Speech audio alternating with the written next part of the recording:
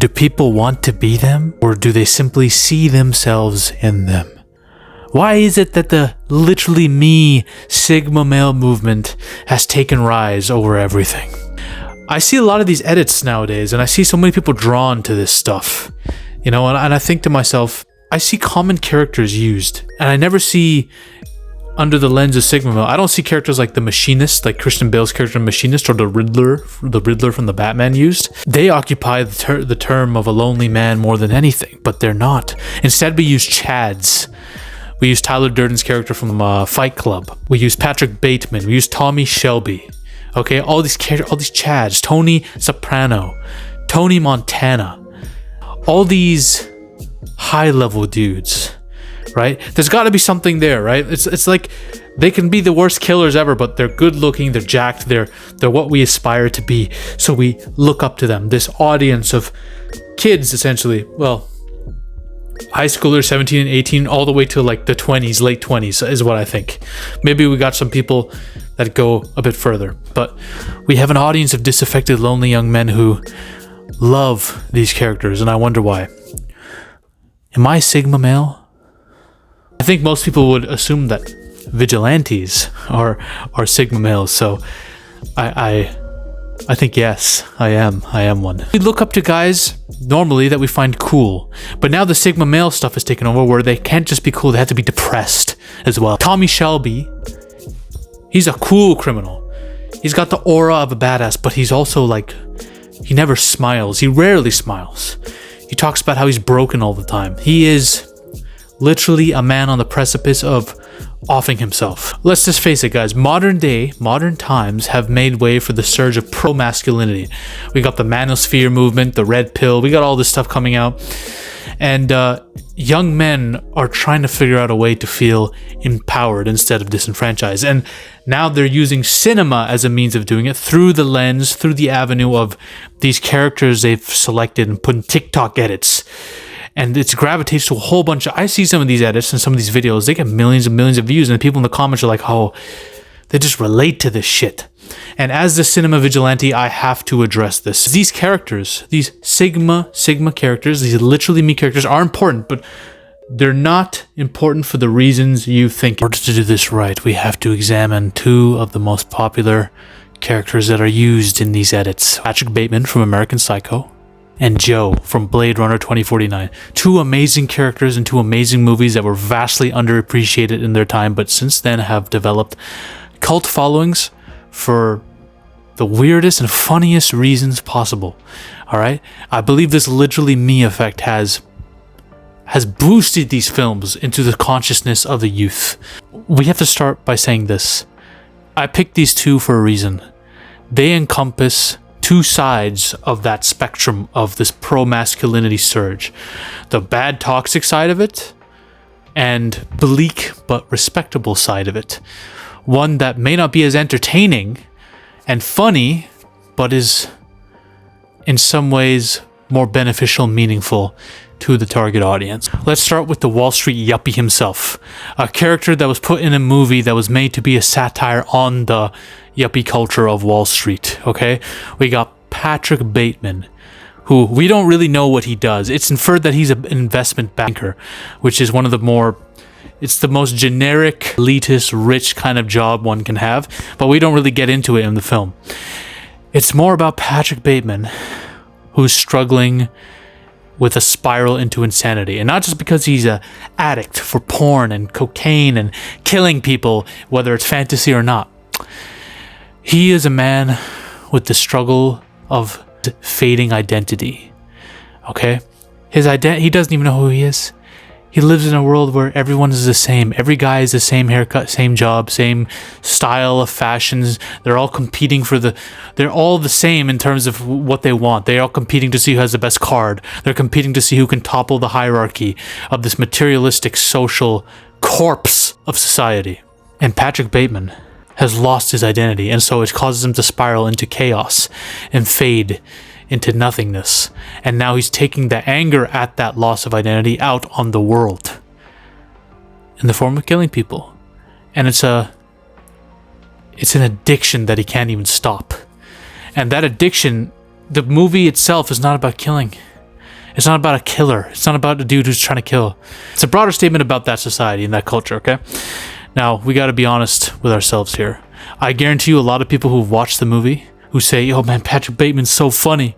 He's so funny. He's like me, man. He's just done with it all. I guarantee you a lot of these people haven't even seen the damn movie. Or they just skipped to see Patrick Bateman's best lines, which he does have some iconic fucking lines. And for those who have seen the movie, they probably come walking away with the wrong impression of what they're supposed to take away. Here's my issue. I get it, Zaffy, it's just a meme, man. It's just literally me. This whole thing's just a meme. No one's taking it this seriously. Why you gotta go so deep into it? Alright, I understand.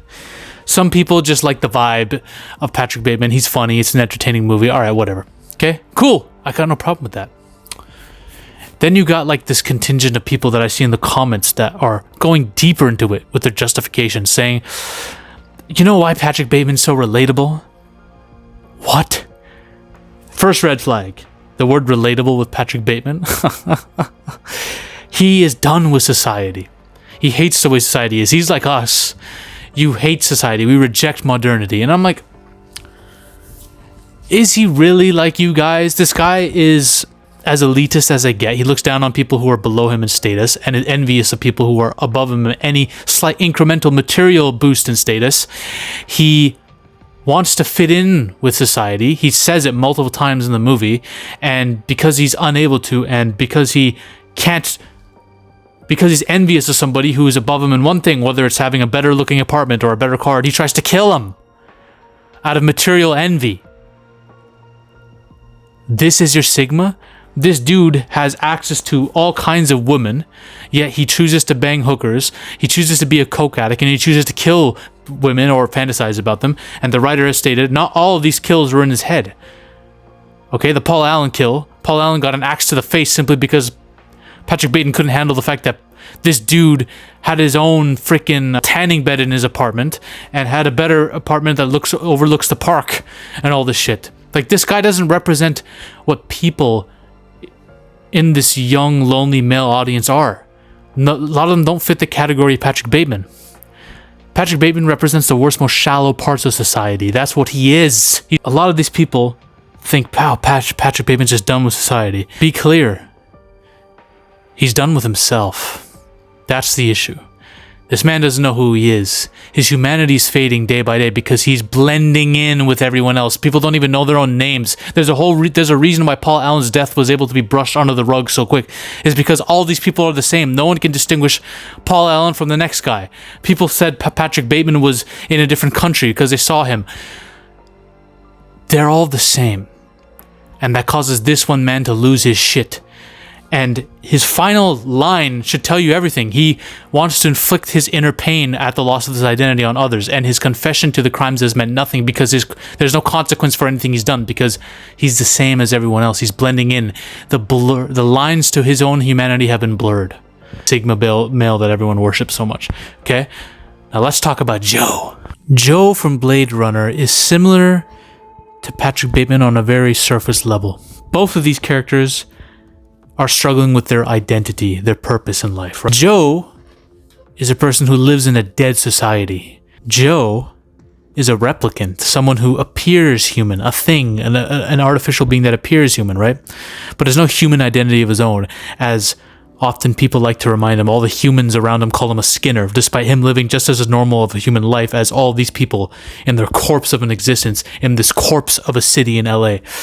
That's now this post-apocalyptic destroyed society with no social relationships that are real. Let's talk about what a Sigma male even means. By the Google definition, a Sigma male is somebody, a man who is self-sufficient, self-reliant, and prefers solitude. That's at least what the Google definition is. Now, I'm going to fix that definition based on what I just see from what people like about these characters. A man that is self-sufficient, but alone. Or lonely, in other words, right? You could say that Patrick Bateman fits that definition to a T, right? But he's a terrible human being who's psychotic at the end of the day and hates the idea of anyone being above him in the material hierarchy.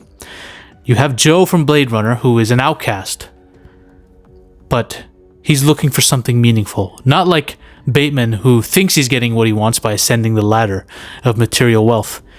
Joe wants to know that his life has a meaning. He wants to know that he is more human than he is. And the plot of Blade Runner is him finding out that he's not actually the main character of the story.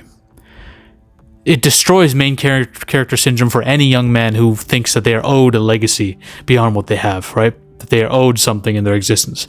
Joe believes, and has wanted to believe, that he's more than what he is, that he is more human, that he is a product of a miracle in the form of a synthetic and a human making a child. Or if you think Deckard is a replicant, then sure, but he believes that he could be more, despite having no real life for himself, right? Now, he's distinct to Bateman in many ways, right? Bateman goes out finding hookers. Bateman tries to kill hookers, right? Anytime a real girl comes up to him and tries to be provocative and, tries to hook up with him, and he kind of turns them away. His own boss, who's attractive as hell, makes a pass at him subtly, but he turns it away. He ignores it. He leaves. He'd rather prefer his real relationship is a freaking hologram. Now, I don't blame him for wanting a holographic girlfriend, especially if she looks like this, Ana de Armas, the goddess herself.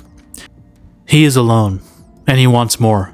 And this scene, that's one of the most popular scenes in the film because of how many goddamn TikTok edits have been made from it. You look lonely. I can fix that. Not only does it say and represent so much of what modern young men are feeling these days, who are disenfranchised and disaffected by the socio-political culture, and that's essentially what people love in these characters. They see these characters as a victim of that modern socio-political culture that has been corrupted in a capitalist society, but they see them as people who reject it, which is not the case with Patrick Bateman at all. He's the exact opposite of that. But Joe, he wants to aspire to be more. He wants his life to mean something. He wants to be as human as all these corpses around him, right? And when he finds out he isn't, and that this girl happens to be the actual child of Deckard and his replicant wife, and Joe thought he was his child this whole time and thought, okay, yes, my life has a meaning beyond what I have. I am special. Does Joe go on a nihilistic murdering rampage like maybe a Bateman would? No. He sacrifices himself. He first of all protects this girl from the corporate entities that want her to and want to use her to create more slaves. He protects her and helps her find her father. Helps that miracle complete its true potential. And he dies for a cause that's worthy, making him more human than he ever thought he could be, right? That's how he goes out. Patrick Bateman, when he finds out that he is nothing and that his identity can be as replaceable as anyone, he says, I want to inflict my pain on others. These are two completely opposite characters, and one of them is more respectable than the other. Two amazing characters in two amazing movies. And the funniest thing about it is both these movies are telling you something. They're telling you what not to be. They're talking just as much about the society and the culture that surrounds these characters as much as the characters themselves. The Blade Runner 2049 is not telling you to be like Joe, because Joe is living a vacant life, you could say. But his actions towards the end of the film make him a respectable character. The actions that these characters take are what defines them. Let's talk about the culture in the world, right? The yuppie materialistic culture, that Wall Street culture that both the movies like Wolf on Wall Street, Boiler Room, that have told you to stay away from, right? American Psycho is in a way telling you to do the same thing. Blade Runner 2049, this is a society ravaged by war. It's a place where meaningful real relationships are replaced by holographic girlfriends, sex robots, prostitution, and just a technological dark environment with ash spraying down from the skies, right? It's in a way telling us we got to stop the path that we're on with AI and all these sex robots and dolls that are going to be coming out more and more, right? Because this could kill meaningful relationships entirely. And then we already have the onset of stuff like porn and stuff, right? Both these films are telling men what not to do. And the only caveat to that is Blade Runner 2049 showing you how a real man goes out. Joe's decisions at the end of Blade Runner 2049 make him more of a man than most real men are in his city. All right? That's the truth. Sure, Patrick Bateman might motivate a couple guys to go to the gym, right? To get abs and look their best, right? Have the best facial cleansing routine in the morning, all that shit. But Blade Runner shows you how to act when the chips are down and all against you. Also, neither of these characters represent what the majority of young men are, right? Obviously, majority of the young men are not literally a replicant with superhuman strength, right? And are not dating a hologram. But some of them might be subscribed to an OnlyFans or following an e-girl or following some influencer with this very parasitic relationship, right? Some men are just falling into that category. And obviously some men, most guys who love these characters are not rich elitists who run through prostitutes, do cocaine, kill people left and right? Patrick Bateman does not represent normal men. But a lot of men, young men, are disenfranchised with society. They are addicted to porn and drugs, right? So these characters do represent the issues with people. That's one thing you can't deny. But that doesn't mean you have to be like them or resonate with them to a way that justifies their actions. You should not find Patrick Bateman relatable, realistically speaking. Ultimately, when I see guys like Homelander or the Joker be used in Sigma edits, I think people, ultimately what it comes down to is people just like a good-looking edit on TikTok, and Joker and Homelander make really cool edits. They make really funny edits. But then I just see some people go further with it and justify it more. So to these people, I have to say, chill the fuck out. Okay? Chill the fuck out. I understand that a large portion of young men feel alienated. They feel like the NPC socio-political culture is cringeworthy and trying to make them weak and is so conventional. It just serves to make men lonely in this cold world. And hey, listen, I get it. I'm more of an outsider than anyone. I'm a schizophrenic who wears this mask who tries to fight crime. I'm an outcast in most social gatherings. No girls are lining up to be with me, all right? Give me 10 years. Let's see if I can change that and maybe get married. But we gotta address this. What are these movies telling you to do? They're not telling you to be like these people. Get out there, live life, talk to people, do active listening, practice real relationship building, and live life for the small moments that you can't enjoy when you're dead. Okay? That's as vague as that might be, that's realistically what you should be doing. That's my message to you all the young disenfranchised men who find solace in these people. And look, you can watch these edits perfectly and find them cool. I do too. It's like a broken up couple who wants to listen to sad music, right? It's a vibe. Just don't go too far with it. I prefer you finding solace watching Blade Runner 2049 when you're feeling down on your luck and lonely. Okay? I prefer you doing that than following some dumb red pill manosphere guru who's trying to sell a program to you or scam you with some crypto bullshit and teach you the worst ways of how to get women, okay? That is my preferred, that's like the preferred method that I would tell people to use to cope with, who are going through this. That's why I think these characters are important. They serve as these movies serve as this art serves as a better alternative for men to spend their time than to think they're doing the right thing by listening to predatory gurus, okay? That's where this whole Sigma shit can fly off the handle, can just completely die. So get out there, guys. Form real bonds. Find a passion. Find some projects that fuel you. Build a project that builds some skills, right? Find something that you like more than just what society tries to distill into you. Okay? That's a good way you can reject all the norms and the garbage that this capitalist society has to offer. And then you can bond with friends or a girlfriend over watching American Psycho and scaring the living shit out of them, watching Patrick Bateman try to kill someone with a chainsaw, right? That's the way you should go about it, all right? These movies are art. They're fun. They're enjoyable. They're a very great subversive, divisive experience. And that's all they should be, okay?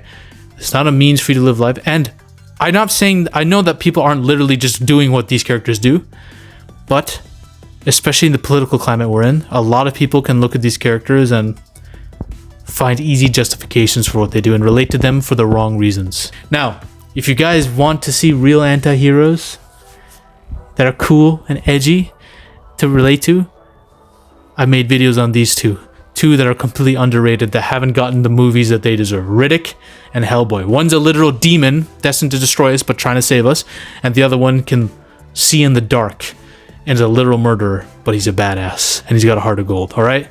Like and subscribe.